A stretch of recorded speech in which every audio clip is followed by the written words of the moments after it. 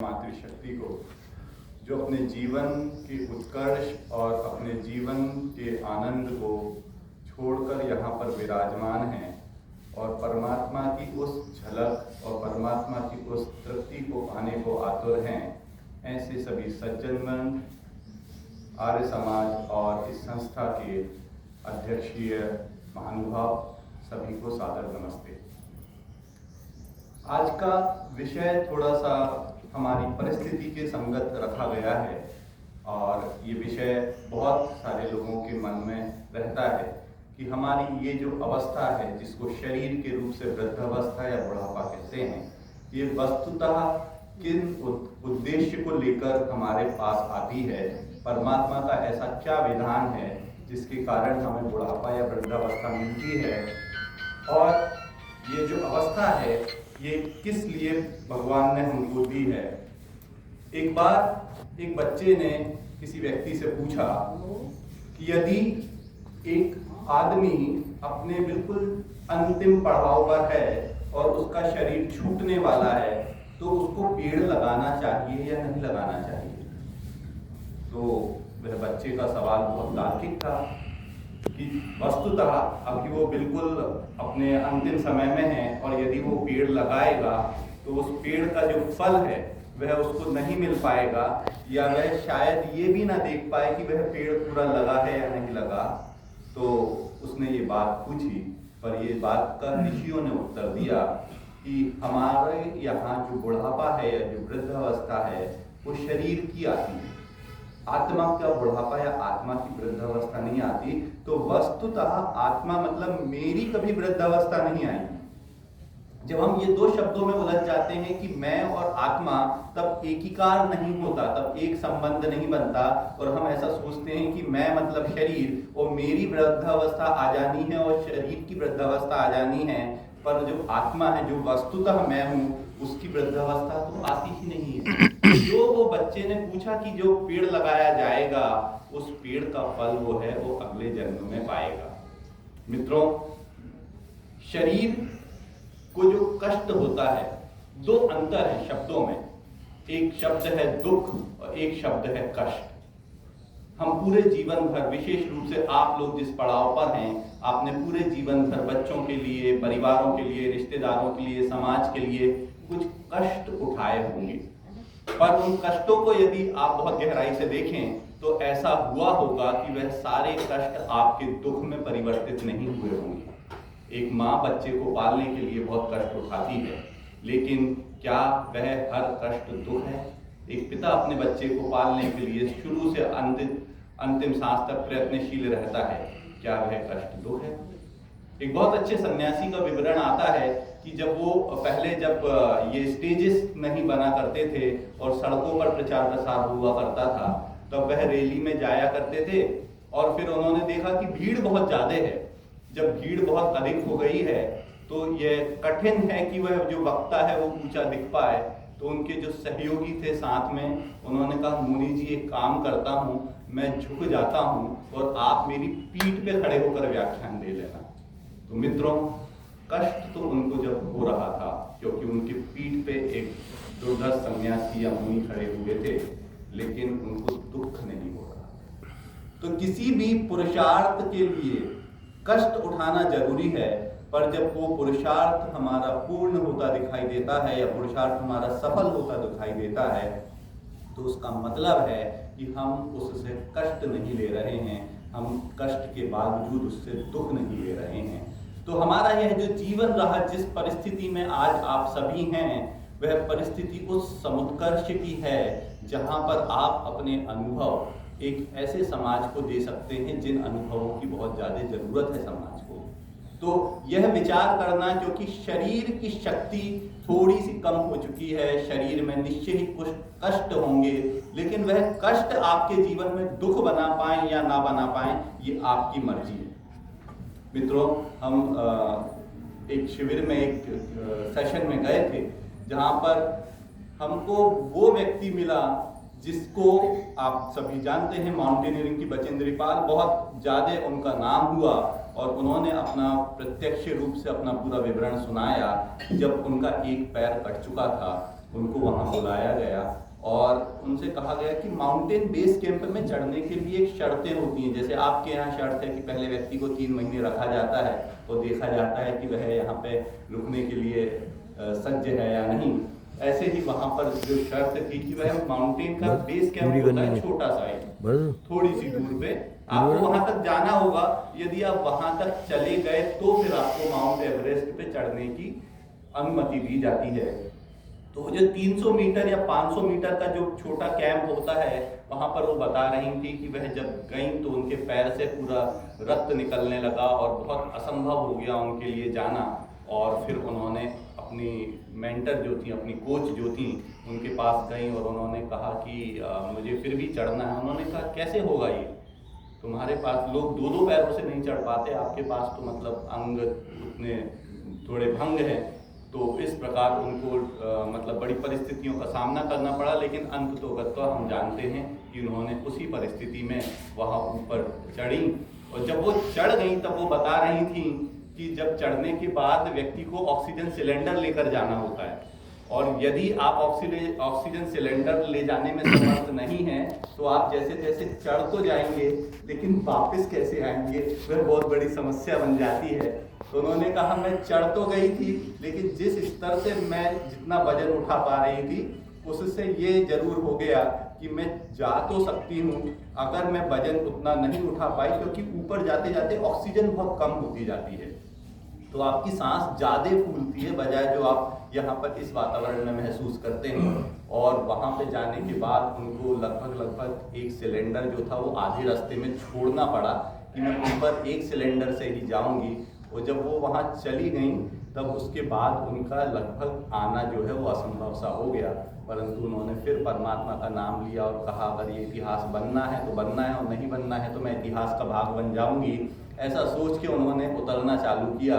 और ये किस्मत कहिए या क्या कहिए कि एक और व्यक्ति जो ऊपर चढ़े थे जो कि बर्फ के अंदर दिखाई दे रहे थे, लगभग वो मृत हो चुके थे और उनका जो सिलेंडर है वो वहाँ ऊपर पड़ा हुआ था। तो लौटते हुए उन्होंने वो सिलेंडर उठाया और उस सिलेंडर की मदद से वह नीचे आ पाई। तो ये उनका प्रत्यक्ष हमने उनके मुख से वाक्य सुना। तो मतलब ये है कि दुनिया में जो कष्ट हैं वो तो अनेकों हो सकते हैं, परंतु इस अवस्था में आप जो फील कर रहे हैं, जो महसूस कर रहे हैं, वो महसूस करना आपके और हमारे ऊपर रहता है। परिस्थितियां विपरीत हैं, आपने जीवन के अनेकों कष्ट सहे होंगे, परिवार से, मित्रों से, समाज से, तो जो अंदर की ऊर्जा है वो कहीं ना कहीं सिकुड़ने लगती है, अंदर की जो प्रसन्नता है वो सिकुड़ने लगती है और हमें ऐसा लगता है कि संसार में कुछ है नहीं, कुछ विशेष रहा नहीं, इसलिए हम थोड़े से उदासीन हो जाते हैं। पर मित्रों, बात यह है कि परमात्मा की यात्रा में ये बहुत छोटा सा अंग है। जैसे कि एक बच्चा जब पढ़ाई करता है तो पहले उसको हमको टारगेट दिया जाता था कि भाई साहब आपको कुछ पता नहीं है, अभी 5वीं पढ़ाई कर लो, 5वीं बोर्ड एग्जाम होता है। हम सोचे भाई 5वीं के बाद जिंदगी सेट हो जाएगी, अपनी बोर्ड एग्जाम हो जाएगा। तो 5वीं का बोर्ड एग्जाम हो गया तो फिर लोगों ने बोला अरे 5वीं कुछ नहीं है, अभी तो तुमको पता ही नहीं है क्या है असली खेल। क्यों? 8वीं का एग्जाम होता है, सही दमदार। 8वीं में आए, 10वीं में आए, 12वीं में आए, उन्होंने कहा ये पढ़ाई लिखाई तो कुछ है ही नहीं, असली पढ़ाई तो होती है इंजीनियरिंग में और उसके लिए भी सिलेक्शन होता है। अगर आप सिलेक्ट हो गए अच्छे कॉलेज में तो बात है, नहीं तो फिर तो कबड्डी है। फिर इंजीनियरिंग में सिलेक्ट हुए, उन्होंने कहा इंजीनियरिंग में सिलेक्शन तो कोई बात ही नहीं है, इसके बाद तो नौकरी के लिए कैंपस सिलेक्शन होता है, उसके लिए मारा मारी है। फिर कैंपस सिलेक्ट हो गए, फिर नौकरी लग गई। फिर लोगों को कहा नौकरी लगना वगना कोई बात नहीं है, यहाँ टिक जाना बड़ी बात है, हर कभी इधर फुटबॉल बना दिए जाओगे। तो फिर हमने कहा ये तो इस प्रकार से व्यक्ति अपने अपने पड़ाव बढ़ाता जाता है और उसको लगता है कि मेरा एक पड़ाव पूर्ण हो गया। जैसे उस बच्चे को लग रहा था कि 5वीं तक का जो जीवन है उसका वो संपूर्ण जीवन है, उसके बाद उसका लगभग मोक्ष जैसी उसको तृप्ति हो जाने वाली है। ऐसे ही हमारी जो परमात्मा वाली यात्रा है, जिस परमात्मा ने इस आत्मा को भेजा है, उसके लिए यह जीवन शायद वो 5वीं का बोर्ड एग्जाम ही है।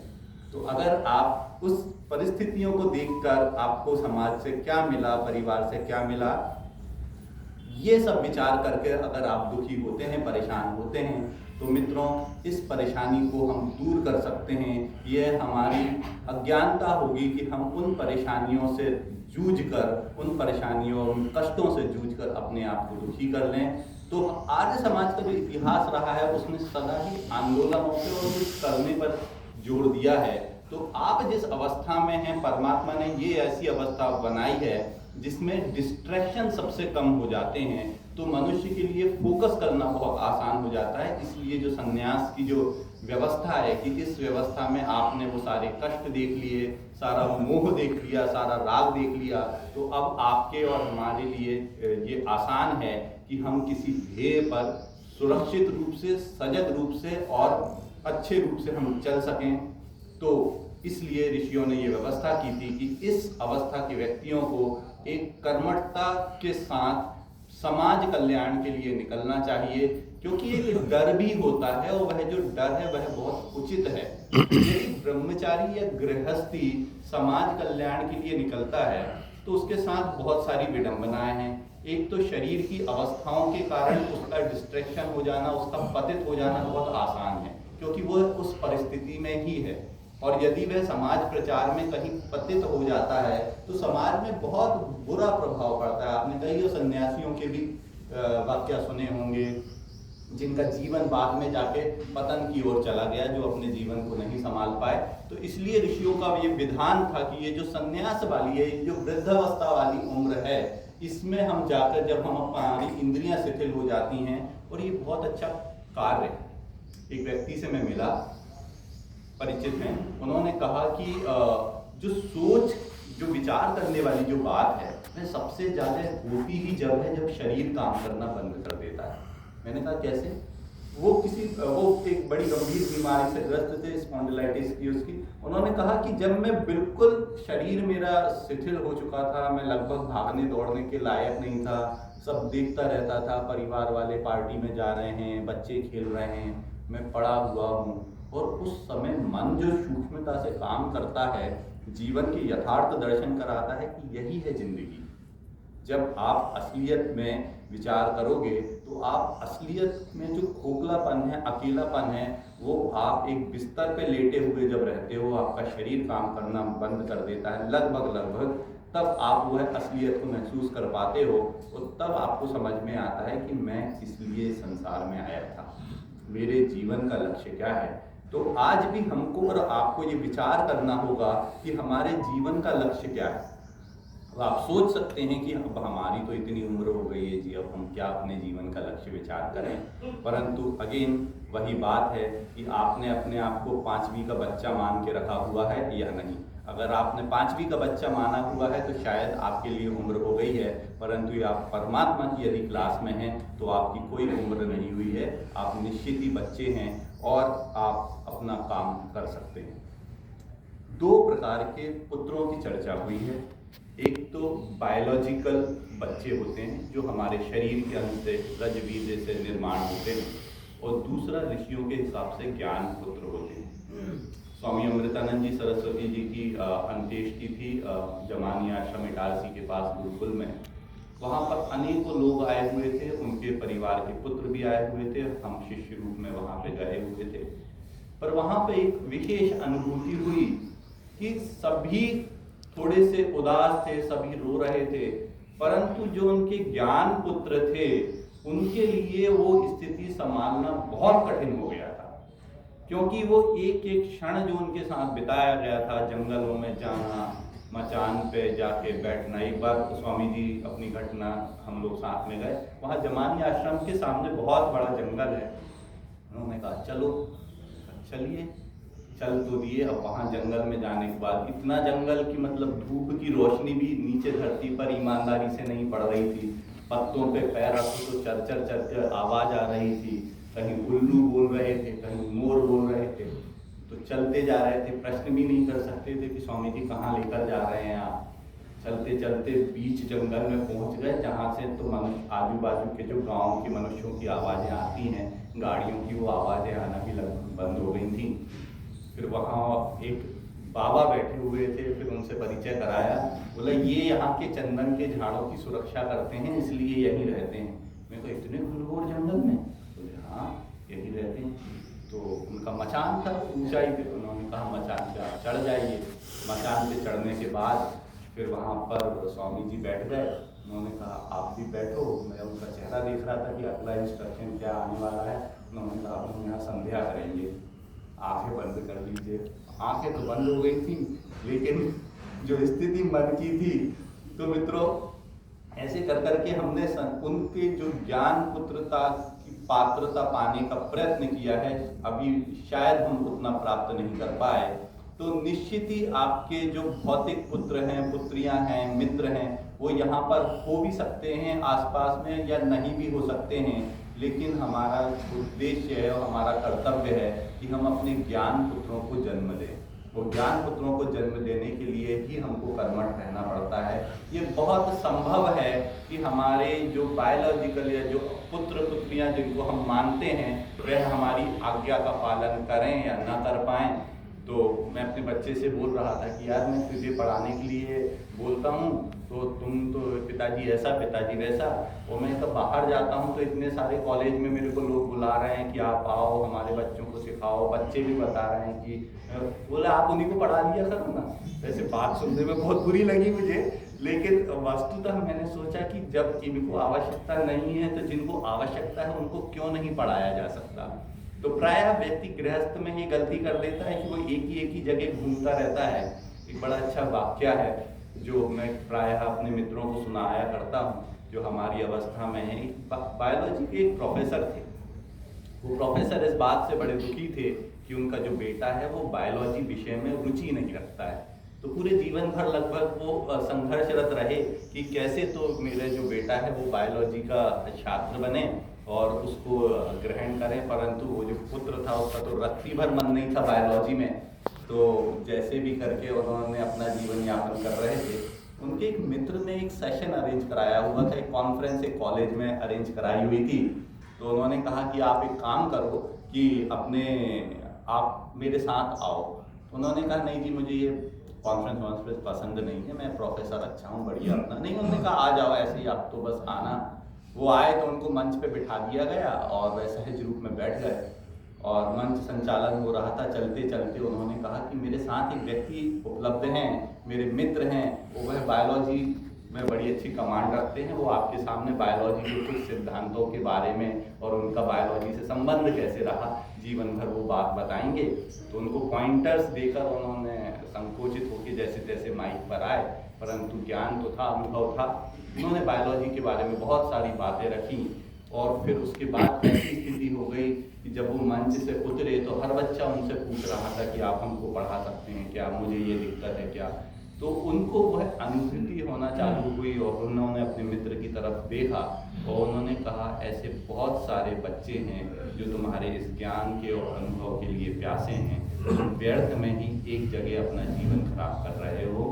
तो हमें ये विचारना है कि हमारा जो जीवन है, हमारा जो ज्ञान है, हो सकता है वह किसी एक के लिए उपयोगी नहीं हो, परंतु ऐसे बहुत सारे समाज में बच्चे हैं, समाज में व्यक्ति हैं जिनको हमारे ज्ञान के अनुभव की बहुत ज़्यादा ज़रूरत है। इस समय अगर आप थोड़ा सा सामाजिक परिस्थितियों पर ध्यान दें, रील्स वगैरह बहुत बनाई जा रही हैं और बच्चे जब हाथ में मोबाइल रखते हैं तो उस पर कोई कंट्रोल नहीं है कि वो किस तरीके की रील्स को देखेंगे।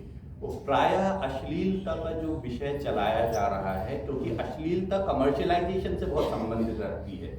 अगर आप अश्लील चीज़ें समाज को परोसेंगे तो उसमें बहुत सारी स्थितियां ऐसी बनती हैं कि उनसे पैसा समाज में बनेगा। जो एडवर्टाइजमेंट है, जो ब्रांडिंग है, जितने हिसाब से कपड़े खरीदे जाएंगे, जितने हिसाब से तैयार होने के सामान खरीदे जाएंगे, वह जब तक नहीं हो सकता जब तक समाज में दिखावे की प्रवृत्ति ना हो। इस संन्यास आश्रम की, इस वानप्रस्थ आश्रम की अगर हम व्यवस्था देखें तो यहाँ बहुत कपड़ों की भी जो मांग है वो बहुत कम रहेगी, क्योंकि आपने जीवन में सात्विकता ले आए हैं। परंतु यदि किसी को हर चौथे दिन कुछ नई रील बनाना है तो उसको नए कपड़ों की ज़रूरत होगी, नए गहनों की ज़रूरत होगी, नई जगह जाने की ज़रूरत होगी। तो इस पूरी जो व्यवस्था है जिसको ब्रांडिंग और इमेजिंग बोलते हैं, इस पूरे ब्रांडिंग के सिस्टम में बहुत पैसा इन्फ्यूज़ होता है। तब जाके कहीं आप कुछ जिसको रील्स या वीडियो या ऐसे आप जो प्रोडक्ट हैं वो समाज में ला सकते हैं। तो इसलिए इन सब चीज़ों का विरोध करना बहुत ज़्यादा जरूरी है। आर्य समाज ने जब से विरोध करना बंद कर दिया, कोई बड़ी से बड़ी घटना हो जाती है, सबकी टिप्पणियां आती हैं, आर्य समाज और वैदिकता की टिप्पणी नहीं आती। प्रायः शायद इसलिए नहीं आती, जो युवा इसलिए नहीं करते कि हम कुछ टिप्पणी कर देंगे तो पता नहीं हमारे शरीर पे, हमारे परिवार पे कुछ बात आ जाए, हमको बाद में परेशानियां दी जाने लगे। तो इसलिए परमात्मा ने ये जो संन्यास और वृद्धाश्रम की व्यवस्था है, ये ऐसी दी थी स्वामी श्रद्धानंद जैसी कि तुम गोली भी मार दो तो क्या बचा है, शरीर में क्या बचा है, जो अंत तो गत्वा होना है वो तो वैसे भी होना है। गोली खा के हो चाहे बिस्तर पे अस्पताल में पड़े पड़े हो, उससे क्या फर्क पड़ता है। इसलिए जो निर्भीकता, निर्भयता इस अवस्था में उत्पन्न होती है, और उसी निर्भीकता को, निर्भयता को उपयोग करके हमको समाज में जो गलत चीजें चल रही हैं उनका विरोध करना चाहिए। परिवार विखंडन एक दूसरी समस्या हो गई है। सबको इतना एस्पिरेशनल कर दिया गया है कि तुम तो ये कर सकते हो, वो कर सकते हो, ऐसा कर सकते हो, वैसा कर सकते हो, और घर में बैठे हुए हो तो तुम नौकरानी हो। ये तो 500 रुपए की झाड़ू वाली बाई जो काम कर सकती है वो तुम कर सकते हो। तो फिर परिवारों में, हर परिवार में कोई झांसी की रानी पैदा हो जाती है, वो कल से मैं झाड़ू पोछा नहीं करूँगी, नौकरी पे जाऊँगी। और हर व्यक्ति नौकरी पे जा रहा है, किसी को किसी के आदेश का पालन नहीं करना। तो परिवार विखंडन बहुत सहज हो गया है, और इसमें भी उन जनों की बहुत उपयोगिता सिद्ध हो सकती है कि आप इस हरिद्वार के परिक्षेत्र में हैं, आप परिवारों में जाएं, परिवार के बच्चों से मिलें, उनके पेरेंट्स से मिलें, उनको हवन सिखाएं, उनको संध्या सिखाएं, उनसे बात आप कर सकते हैं कि आपका जीवन कैसा चल रहा है, आपको पढ़ाई में दिक्कत होती है या नहीं होती है, आपको और आपके मन में क्या आकांक्षाएं हैं। इस प्रकार से आप अपनी ये जो अवस्था है, वृद्ध अवस्था, इसका आप बहुत अच्छे तरीके से उपयोग कर सकते हैं। तो मैं बात ये कहना चाह रहा था कि हमारी तरफ से कुछ ना कुछ आंदोलन होने चाहिए, कुछ ना कुछ प्रदर्शन होने चाहिए, कुछ ना कुछ रैलियां निकलनी चाहिए, ताकि समाज को पता चले कि हमारा जो जीवन, जो अनुभव हमने लिए हैं, वो केवल साधना के लिए नहीं है। स्वामी जी, स्वामी दयानंद सरस्वती के जीवन से हम देखें कि वह भी साधना रत रह सकते थे, उनको क्या जरूरत थी किसी का विरोध करने की। लेकिन साधना का अर्थ केवल साधना नहीं है। साधना का अर्थ है वो जो समुत्कर्ष को आप प्राप्त करते हैं, वह जो ऊर्जा को और निर्भयता को आप प्राप्त करते हैं, जो आप आत्मा की सत्ता को पहचान लेते हैं कि मैं एक शरीर नहीं हूँ, मैं एक आत्मा हूँ। न जायते न म्रियते कदाचन, न हन्यते हन्य माने शरीरे। ये बात जब मुझे बचपन में पता चली तब लगा कि बहुत सारी विपरीत परिस्थितियां आई। लोगों ने कहा कि कुछ गड़बड़ ज़्यादा मत किया करो, इधर मत आया करो, उधर मत आया करो, जमीनों के विवाद बने, आए तो हम तुम्हें मार डालेंगे, ये कर देंगे। पहले शुरू में तो बहुत डर लगा, फिर बार बार कहीं ना कहीं से वो श्री कृष्ण की बात बीच में आ जाती थी, बार बार कहीं ना कहीं से दयानंद उपस्थित हो जाते थे। तो समझ में आया कि निर्भयता ही जो है साधना का एक बहुत बड़ा प्रसाद है, कि अगर हमारे जीवन में निर्भयता, निडरता आ जाती है। और ऋषियों ने इसीलिए ये व्यवस्था बनाई थी कि आप लगभग अपने सारे दायित्व पूरे करके निडर हो जाएं, निर्भय हो जाएं और निश्चिंत हो जाएं, और फिर उसके बाद जो कार्य बचे वो केवल समाज के समुत्कर्ष का कार्य बचे। शरीर को एक साधन रूप में बनाकर एक साध्य को फिर से देखना की जिम्मेदारी होनी चाहिए। तो मैं पुनः उस बात को कहता हूँ कि अपना एक लक्ष्य बनाइए। आपके जीवन का क्या लक्ष्य हो सकता है, और बहुत सारे लक्ष्य नहीं हो सकते। स्वामी श्रद्धानंद के आप जीवन को देखेंगे तो उन्होंने शुद्धि पर विशेष बल दिया। स्वामी दयानंद जी एक एक्सेप्शन हैं जिन्होंने बहुत सारे विषयों पर काम किया, परंतु आप किसी भी उन्नत संस्था को देखें कि उनका एक तरफ फोकस होता है।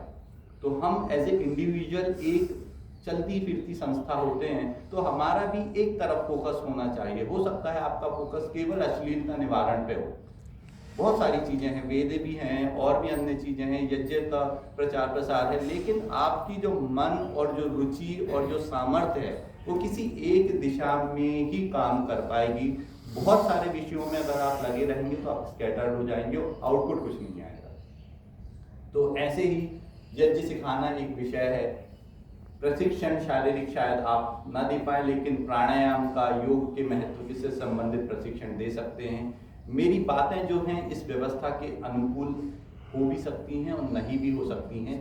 मैं यहाँ के नियमों से संबद्ध होकर जुड़कर अपनी चर्चा नहीं रख रहा हूँ। मैं एक ओपन प्रेजेंटेशन, एक ओपन चर्चा आपके बीच में रख रहा हूँ। स्वतंत्र वक्तव्य है, तो आप ये विचार कर सकते हैं कि इनमें से कितनी बातें आपको यहाँ की नियमावली में लागू होती हैं और कितनी बातें यहाँ पर लागू नहीं होती हैं। आप सभी का जीवन स्वस्थ बना रहे, आपको उस लक्ष्य की प्राप्ति हो जिस लक्ष्य को लेकर आप यहाँ आए हैं। निश्चिंतता, निर्भयता, धैर्यता आपके जीवन में बनी रहे। आपका जीवन अनेकों युवाओं के, अनेकों परिवारों के और समाज के उन व्यक्तियों के काम में आए जो ज्ञान पिपासु तो हैं, परंतु उनको ये जो सहज मार्ग था, ये जो सुंदर मार्ग था, वेद का मार्ग था, यह किसी न किसी कारणवश प्राप्त नहीं हो पाया है। उन सभी का ये बहुत बड़ा सौभाग्य है जिनको वेद के दर्शन हुए, वेद शब्द पता चला, वेद में क्या लिखा हुआ है वो देखने को मौका मिला। तो हम सभी उन सौभाग्यशील लोगों में से हैं।